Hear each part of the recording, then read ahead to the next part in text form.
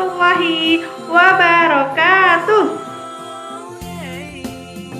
Bagaimana kabarnya hari ini anak-anak guru yang solih dan solihah?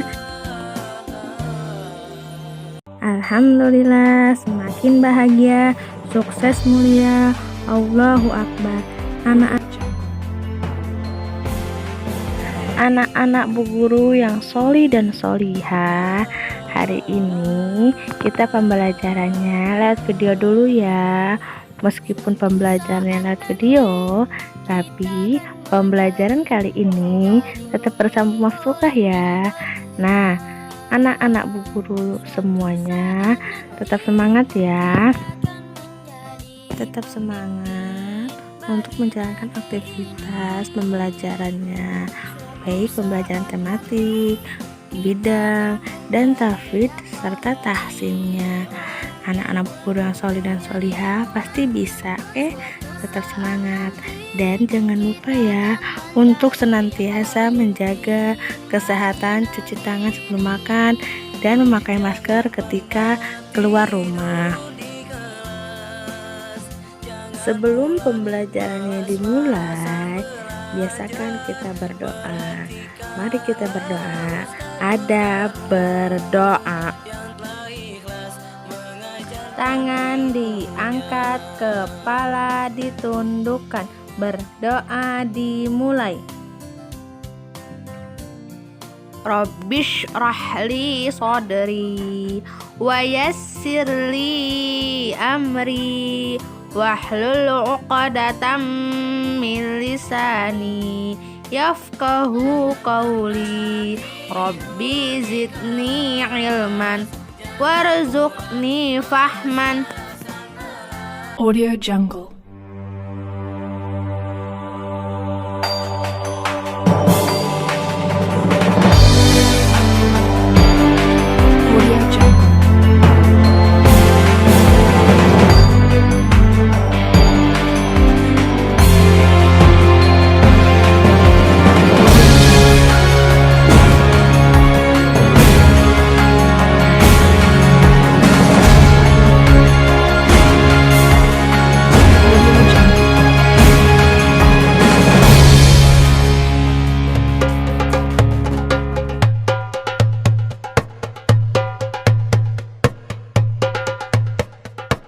Nabi Harun alaihi salam adalah kakak kandung dari Nabi Musa alaihi salam.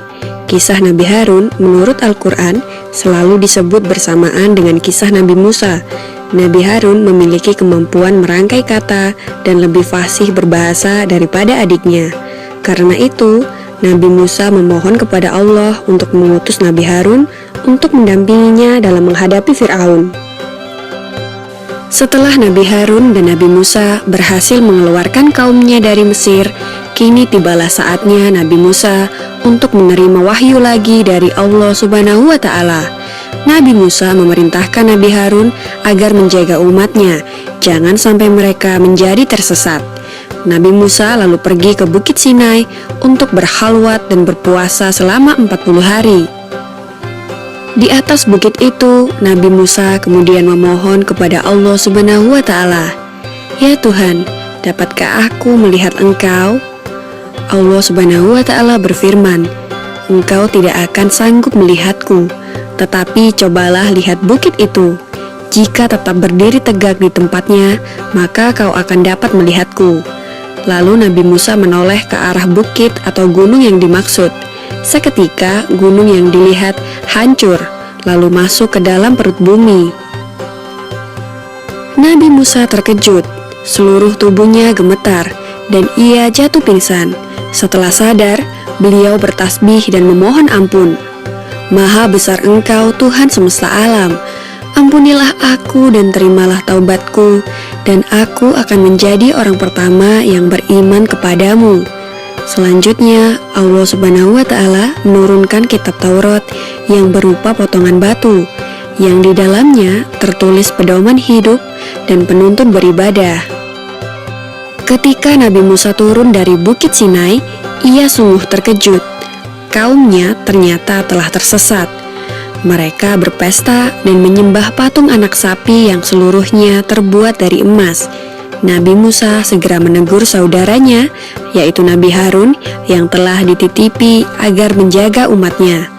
Nabi Harun berkata bahwa ia sudah memperingatkan mereka, namun mereka tidak mendengarkan. Mereka menganggap Nabi Harun adalah orang yang lemah. Setelah diselidiki, ternyata orang yang bernama Samiri yang mengajak kaum Nabi Musa untuk membuat patung anak sapi dan menyembahnya.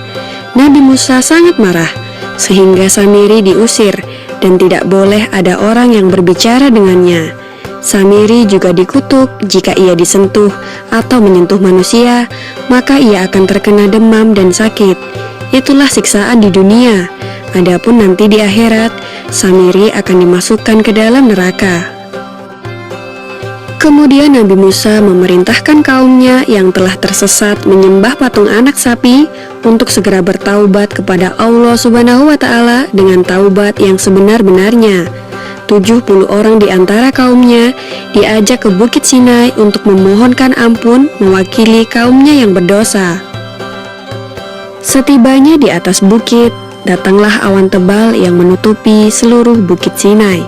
Nabi Musa dan kaumnya masuk ke dalam awan itu dan mereka segera bersujud.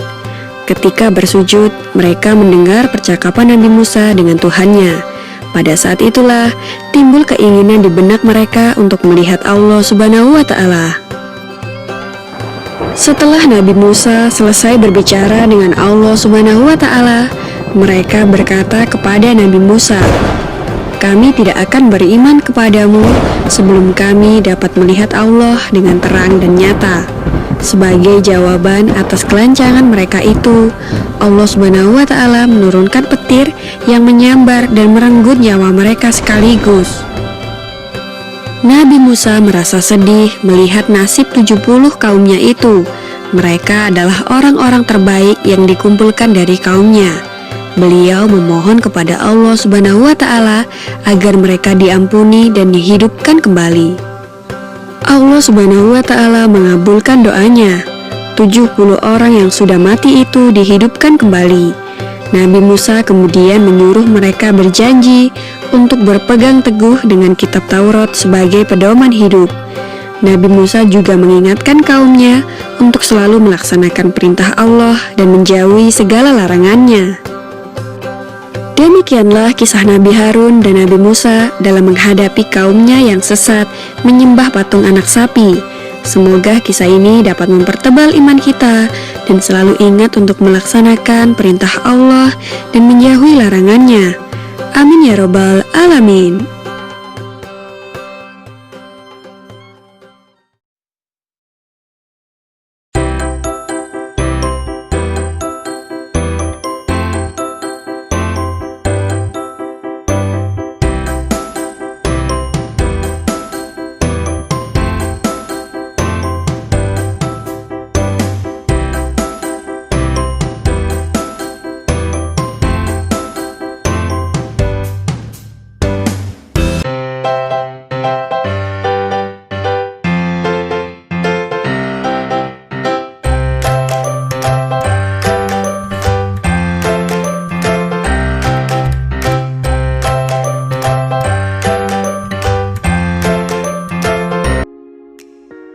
Telah menyelesaikan pembelajaran hari ini dan semoga anak-anak semuanya dapat memahami materi hari ini.